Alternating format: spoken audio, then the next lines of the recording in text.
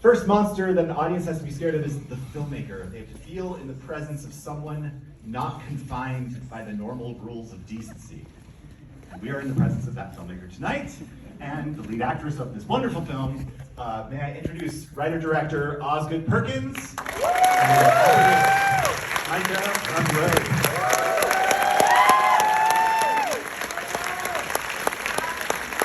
Hello, California!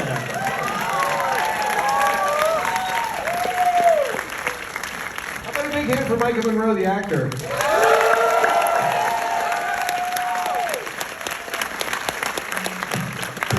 Pretty funny, huh? Pretty funny. It's pretty funny. Who knew? I love that these credits are backwards. I haven't seen that. We since stole it from 7. Oh, 7. sorry. So, I read that you made a tape to show Osgood. Yes. Tell me about how many takes did you spend on? How much time did you spend on this tape? I honestly, and maybe, I'm trying to remember my tape. I feel like it was the scene with Carter where I talk about the case, and a scene with my mom, was it, maybe? I don't know, I picked 2 scenes. I worked on it a lot because I really wanted the part. I really wanted it. And I worked hard for it, and it paid off. What is working hard? How much time? Yeah, how hard did you work? I'm sure there's actors in the audience who whenever you get an audition, you're like, how much Hold on a time? second. Are there any actors in the audience? Yeah, of course. So few. Only 2? It's Burbank, though. I spend a lot of time with auditions. I don't go to acting schools or take classes, so auditions have always been kind of this cool space to work on the craft, if you will. And so I love auditions. I've tried to, because I hated them in the beginning. Yeah. They were hell. And then I just tried to shift my mindset to figure out, I don't know, I learn a lot. It's very interesting, and so I enjoy it. And how do you let go? Once you send it in, how do you let go? Oh, I immediately, I'm just okay, it's out of my hands now. I can't control it. It's done, and have to let go, and as much as I can, I just try and stop thinking about it. Mm-hmm. And how did you prepare? Because this character is so unlike you. She's so, I don't want to say she's understated, but she's not, she doesn't present her emotions, and it makes this scene, when you do see it, it's that much more chilling for the audience, because you're oh, if she's scared, I am fucking terrified now. How did you prepare a character that is like that, and how does her backstory of wanting to be an actor play into that as well? That's one of my favorite lines. Me Good too. job, Oz. I love that line so much. I feel like at that point you kind of have an idea of who Lee is, and I think it's a bit shocking when you, right? When I saw it the second time, I laughed, because I was yeah, oh, it's what in the fuck is, what? But I think that's such a beautiful moment, because, obviously she went through something incredibly traumatic on her 9th birthday, and I think, 9 years old, there's a clear marker of Lee before and Lee after.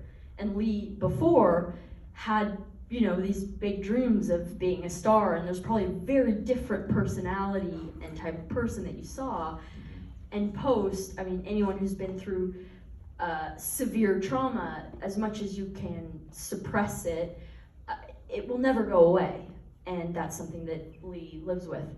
How do you act repression? I don't know.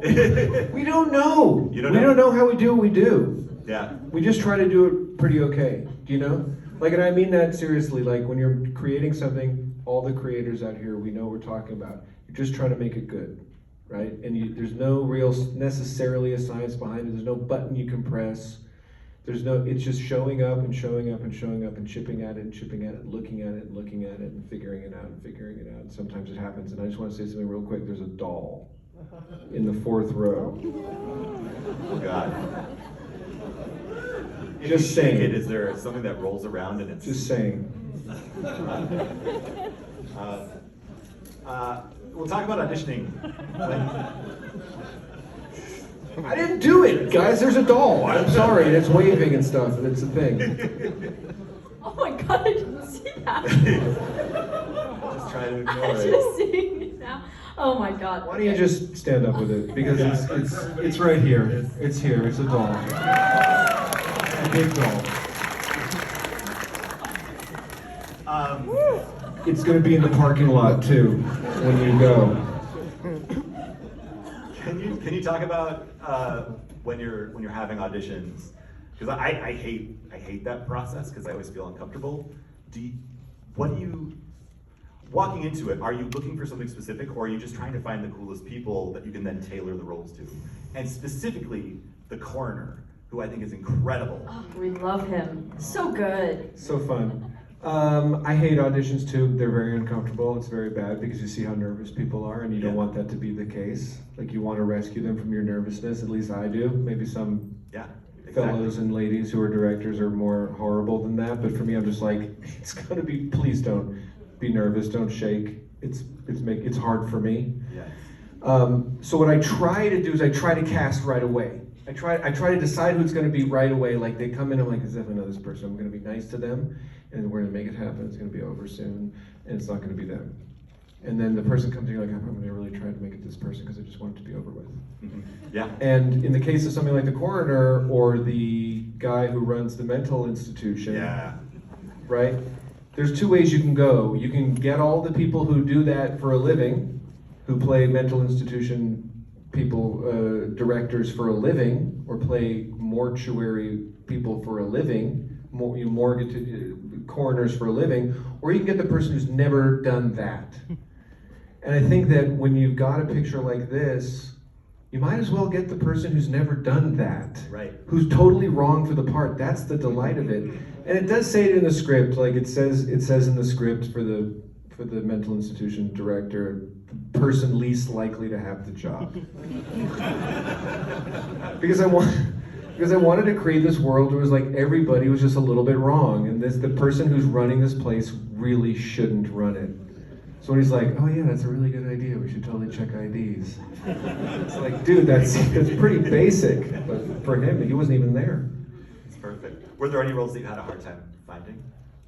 Were there anybody who we've had a hard time finding? No, it's this, you get what comes your way and you find the right thing. I scarcely go through a round and say, oh, that person's not there, let's try another 10, 20 people. I try to be a little more careful about who I bring in to be closer because it does suck. It's a weird process. And it takes up so much time too. It's gross. I know you didn't meet Nick prior to shooting. Did you do any rehearsals? Like, what was your own prep between the two of you? We don't have time for that. No time for rehearsals. God, no. Rehearsals are weird for me anyway, because there's almost never time booked for those. Like, right. In the schedule, for strangely, you'd think that would be as important as, say, finding locations, that you'd have time to like rehearse with your actors. And I guess I've never really done it, so I don't know if it really helps or doesn't. Do you ever really do it? I mean, yeah, every director is different. Some directors, like, I don't know, if there isn't time, there's like Zooms and stuff, but I think it really depends on the role. I think some roles and some scripts can benefit from that, right.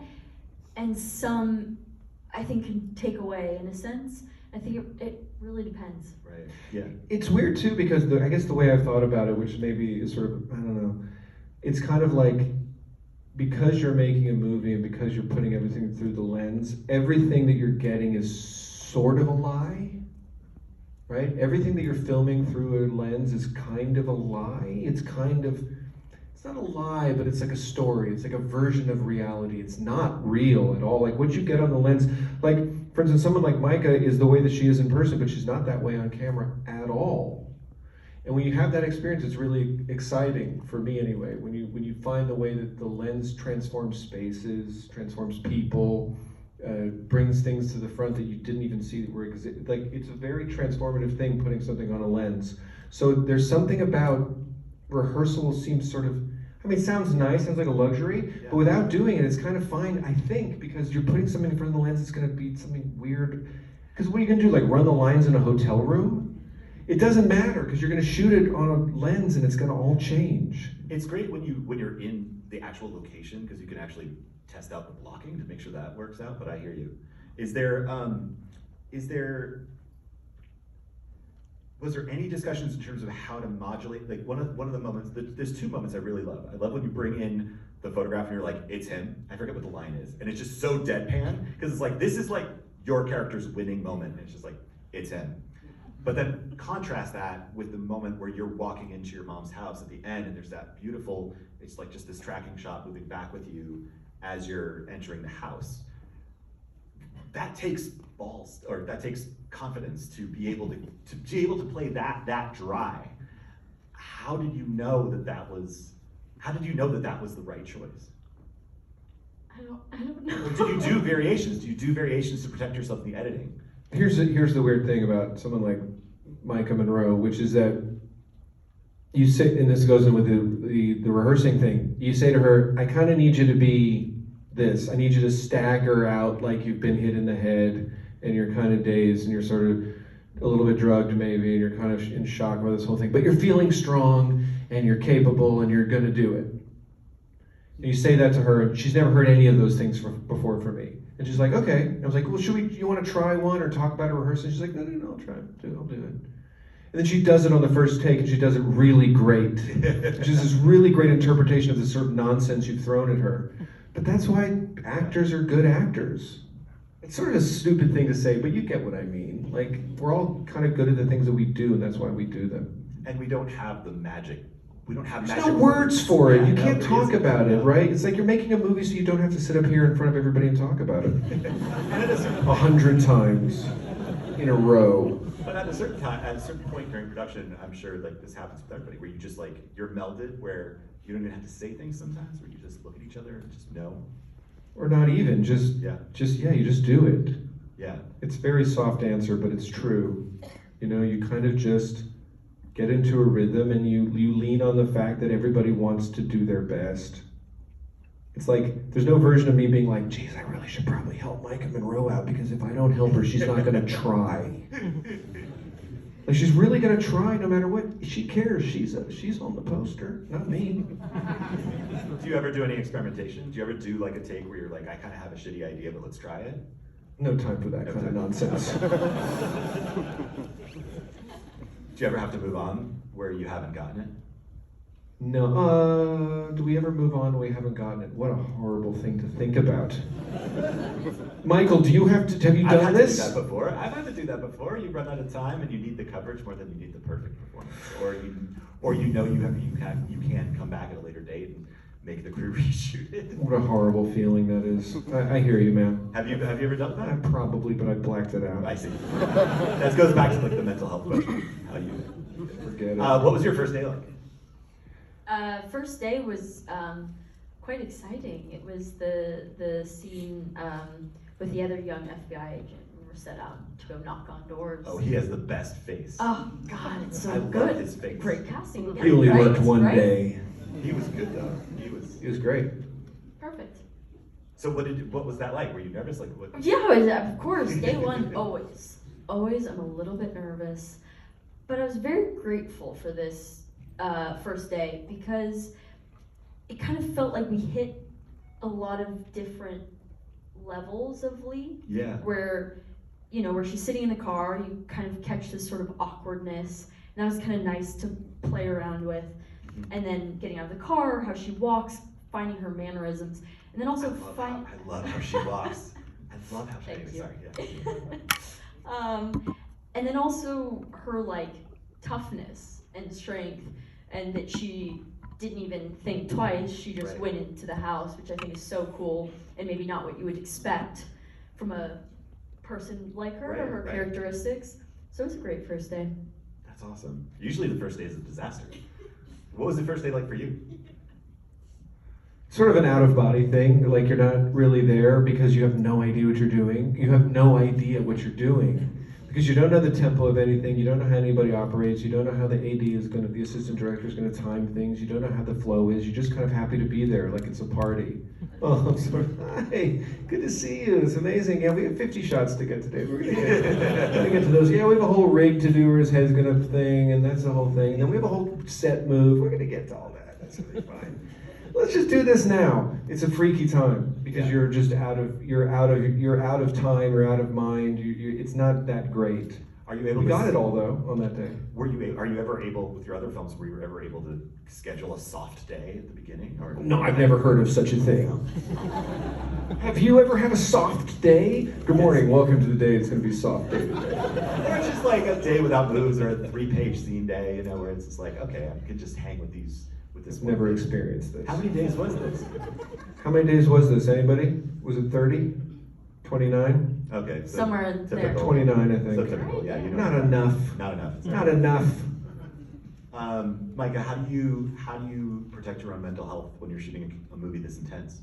I mean, we had a blast on set. Oz is hysterical, as you can tell.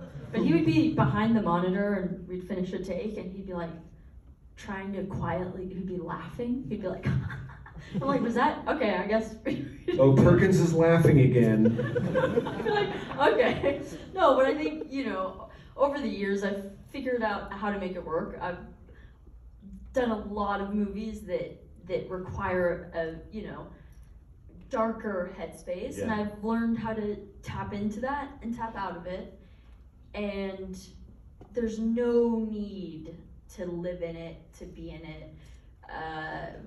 It's just not necessary for me. Yeah, and here's the thing: when I think for me, it's always been you're making a movie with affection, right? You're making a movie with affection for the thing you're doing, with the people that you're working for, but just affection for movies. And Nicolas Cage, truly, right, brings an affection to what he's doing. He loves what he does. And you're doing it with love, and maybe it sounds corny or canned or new age or whatever, but if you're doing what you're doing with love and affection for the thing, it kind of is never bad. Do you know, it's kind of always okay. It's gentle, and you appreciate what's happening, and you're thankful to the people, and you're loving the thing that you see, and you're laughing behind the camera. In a lot of interviews, you hear how do you create the dread on set? There's no dread on set. There's no dread on set. You're lovingly doing the thing that you want to be doing, that you're fucking lucky to be able to do. We could all be wearing masks doing some horrible job that we hate. How is it working with Nick, with him stay, because he stays kind of in character. He stays in character, but in a realistic way, right? So it's he doesn't want to meet people. Of course, he doesn't want to meet people. When he's looking like that, he's in this thing, and he's trying to maintain his focus, because Nicolas Cage is like a Stradivarius violin, right? He's perfectly tuned, exquisite instrument, just focused and deliberate and pure and affectionate, right? So it's not hard, and in between takes, he talks to me as Nicolas Cage. Right, yeah. Do you know what I mean? It's none of this you hear Milos Forman, I just want to talk to Jim Carrey. Please, Jim, just talk to me once. It's not like that at all. It's no, there's Nick Cage, and he'll talk to me, we can joke and laugh, and haha. But he doesn't want to talk to other people, he just want to hang out, but of course he doesn't, that makes sense. Did you know what he was going to do? I heard in interviews that you had conversations with him, you were open to him changing the lines, and he didn't change a single word. Did you know he was going to do that? Yeah, I did. I knew he was going to do that. All the time, I knew he was going to do exactly that, because we had gone over it, and we had done it, and he'd sent me voice recordings on his phone, like we all do, Oz, I think it's maybe this. Do you have any of those voice recordings? I have all of those voice recordings. No, I deleted them. I don't need this. No, but can you I probably could summon them. It would take me a bit. I'm very disorganized and I'm old.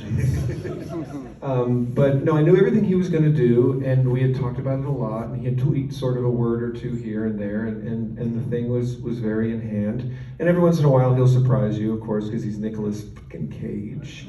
So when we did when he's driving the car, and, Mommy, Daddy, it's written like that in the script.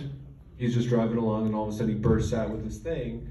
But then you got Nicolas Cage to do it. It's pretty good. And it's this, and you're in this terrible situation where you make movies, you're in these terrible fucking process trailers, you're in these big things, and like he's all the way over there, and you're kind of looking through a monitor, and everything's terrible, and it's cold, and you can barely see it, and you're listening like this, and he's in there acting his ass off, and you're like, that's probably pretty good. I'll have to see later. I'm always, whenever I'm doing that, I always get motion sickness. So I'm always like on I stopped writing scenes in moving cars. I know, seriously. It's a fucking bummer. It kills your day. It sucks.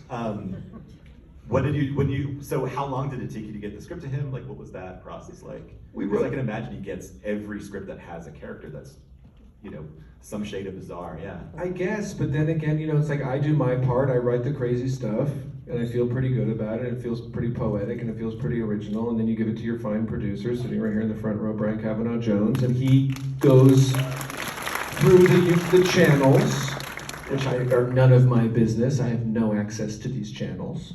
And he gets it to the thing, and then Nick reads it, and then Brian calls me and says, Nick wants to do it. And I said, what? And then it just sort of takes off from there. But it comes down to, you write a decent script. I'm not trying to say that it's what it is anything or it isn't anything, but as everybody knows who works in this town, if you read 100 scripts, you read 100 bad scripts. Right? Like bad scripts. And so when you write something that's like pretty okay, and Nicolas Cage reads it, and he's like, yeah, I like this, I'm into this. It's pretty all right. Do you remember when you read the script for the first time? Of course. Wasn't it great? Yes. Yes, it was great. I was obsessed. I mean, I read so many scripts. So many are so bad. It's painful. And this was, just one of those things. I finished it and I was like, I need to do this. Hence why, I fucking fought for it. And here we are.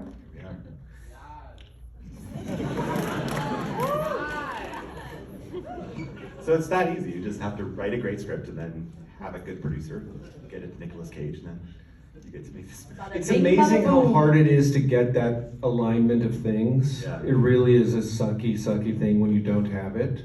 And then when you do have it, it's like really pretty cool. You also have a team, I think, who really understands how you work, and cultivating that team is not everybody gets that, where you have people who understand what you do, and so can you talk about how you are able to attract and enlist those people, or is it the script that's doing that for you? I think it's like everything, like so many things. It's a lot of it's just luck of the draw and timing and good fortune, and like I said before, if you approach things with affection, maybe it comes back to you. Do you know what I mean? Like maybe you put it out and you get it back. And it's also easier a little bit too when you've made 3 other movies, people can look at them, they understand what you're about, and if it's not for them, they don't raise their hand. That helps, but the movies I'd made were sort of appreciated by a few, and maybe the few people who did were kind of ready to be on board and see if we could push it to the next level. I mean, I think that's sort of the story of this movie for me, is that like I made 3 kind of esoteric movies that people were like, oh, yeah, it's sort of coolish. And then there were enough people who thought there was just a little bit cooler than that, but couldn't it be just a little bit more than that? And they kind of encouraged me to make it just a little bit more than that. What do you mean by that? Like a little bit more genre? Accessible, a little bit more accessible, right? A little bit more with the audience in mind. And I think that if you're me starting out, there's kind of this feeling of like, I'm gonna do what I like. I'm not really that aware of there being an audience, and that's really dumb. No, it's like really dumb, because you guys are out there. This thing that we do is to be presented to you. It's to be given to you. It's to be given away to you. This isn't mine anymore. This doesn't belong to me anymore. This belongs to you all. And I think that when you connect to that, and that comes from your producers too. That's the job of the producers, to take the fucking kind of esoteric weirdo who is me and says like, oh, don't you want like a full house in Burbank? You say, yes, I do, please. How do I figure that out? And then they help you. And they did it in a way that didn't compromise your artistic intention. That's the wildest thing about this whole thing. Yeah. Like that's magic. Like you gotta hold on to those people for the rest of your life. It is, and I gotta really make a big deal about Neon, Oh, right. right? Yeah. Who's in the building today. Yeah. They're all over there. They kind of stand on the side and pretend like they don't have anything to do with it. But they've translated, right? They've conjugated, they've translated this weird thing that we did into something that's desirable to a group of people, and that's really a beautiful thing. Absolutely. It's like it's a truly beautiful thing, and the fact that we've made a weird movie that connects is a 1 in a million. And I think the cool news about it is that there's a feeling about this movie that I'm not trying to speak for the. Well, I guess I am, but there's the feeling about what's going on where it's like, oh yeah, cool, original movies. That's weird. They're really kind of great too. Remember all the great movies we love? They're all originals. Taxi Driver, right? Like, there's no sequel, prequel, fucking board game it's based on or anything like that. Right? Do you know what I mean? Like, all the great ones are like that. So I think just trying to endeavor to do that, and then having partners like Neon who want to support that and really go all out. It's awesome. It makes people like me, and I'm sure there are other filmmakers in the audience, it's gonna make it all easier for us to make our weird I movies. really hope so. I do hope that this ushers in some kind of new thing, because we kind of killed it this weekend. Yeah. Right. You guys did, but you guys did. I mean, like, you guys killed it this weekend. You came out and you saw the picture, you told your friends and you cared about it, you bought your tickets early and all that stuff. Like, it's so important to us. There's no way to oversay that. If you guys don't give a shit, there's nothing. It doesn't exist. It's a zero. And so my true gratitude, humility to everybody who comes to the movies this weekend, like, what a fucking awesome thing that we've done. Correct. And we don't do it alone. We can do this alone. We can do this on our own. We can make a movie all by ourselves. We can watch it in our little TVs on our phones by ourselves. Thanks. But it did all start from you. It started with you and your laptop. It did. Me versus my laptop. Yeah. You fucker! That's all the time we have questions for tonight. I want to thank you all.